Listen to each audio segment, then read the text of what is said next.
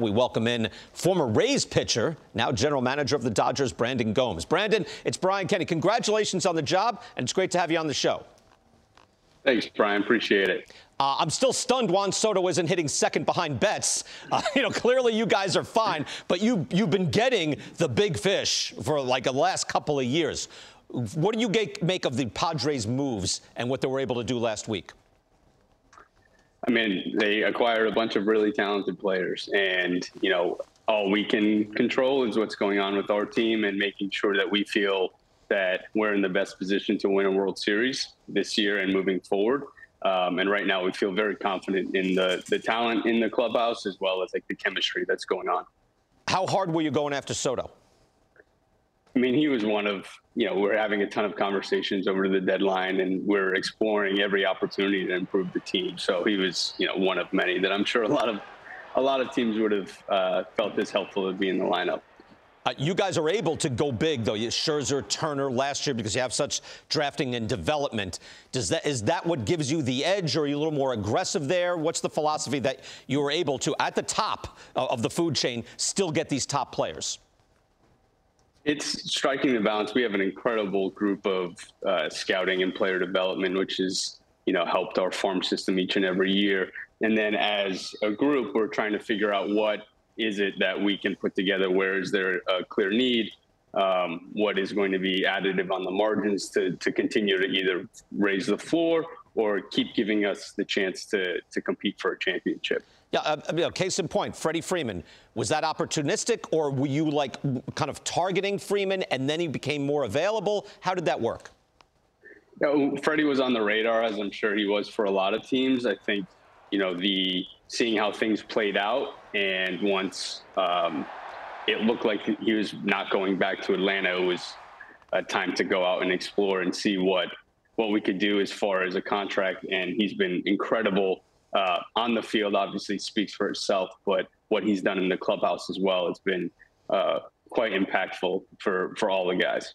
Let's get to, he's been great, by the way. No, I think he's going to type of guy that usually ages well, too. That's not what you usually see at first base. But I want to get to this trade deadline. What did you see in Joey Gallo?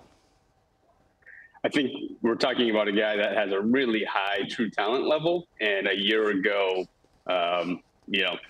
basically last week, he commanded an impressive package. So I think we still see, some of the under the hood stuff that is encouraging. We feel like getting him with our hitting group, we'll be able to tap into some of, what made him an all-star in previous years. And then on top of that, it's a really, really strong defensive profile. So it's a little bit of betting on the future in our hitting department, and feel like it's a nice complement with the rest of our group. You really make me, Brandon, think of something here, because you said when he gets with our hitting group, are hitters who are struggling like pitchers who are struggling? Because, frequently now you do it. The Giants are very good at it, too. You find a guy who is not having good results, but you see what he's good at and you build off that. Can that be done with hitters, too, or is it different? It can be. It's a bit more challenging because everything in hitting is reactive. On the pitching side, you can dictate, what you're throwing, where you're throwing it. The adjustments are a little more concrete, and you can see immediate results.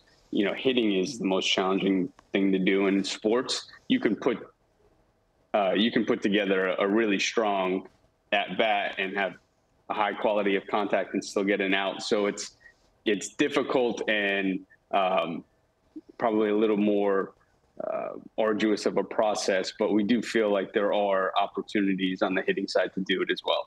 Yeah, how much is that, and how much is it you see a guy who's 28 and was quite good? Or do you get into the weeds on, wait, we see Gallo doing this and that? It's both. It's, we don't feel like the true talent level has changed. And then you start to look into some of the mechanical differences, and it's like, okay, we see some low-hanging fruit that we can go and attack. And doing adjustments in season are, never easy, because you're trying to balance competing and putting together results and working on mechanics or approach. Brandon, pitching, you guys are number one, pitching ERA, park adjusted, all that, but Buehler hurt, Kershaw now hurt, and you traded Mitch White, who's having a nice year. Why?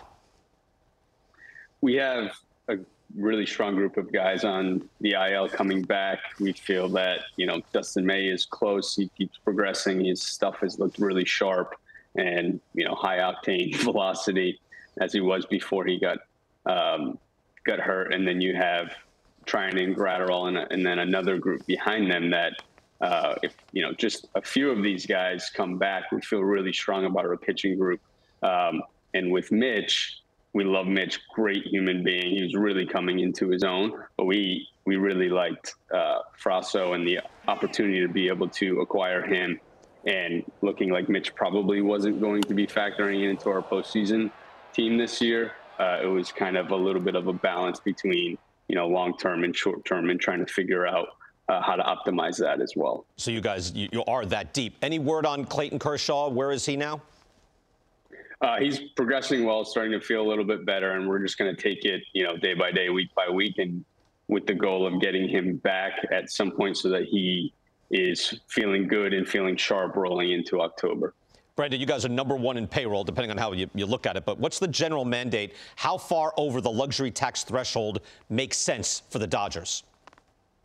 I mean, we're fortunate to have an ownership group that is very supportive and wants to put the best team out there to win a World Series. So, it's a fluid situation, and it's balancing like what is going to be really impactful versus, hey, we can do this and it may not swing, our World Series odds by that much. So it's that fluid situation and conversations, but, the group is incredibly supportive of us and the team and wanting to win, and our fans as well. Hey, one last thing. GMs now, or are former players going to become the GMs again? Because it went away for what used to be the case. That went away for a while. You were pitching for the Rays a couple of years ago, Brandon. So is this the next wave, since you have an understanding of the new age of GMing?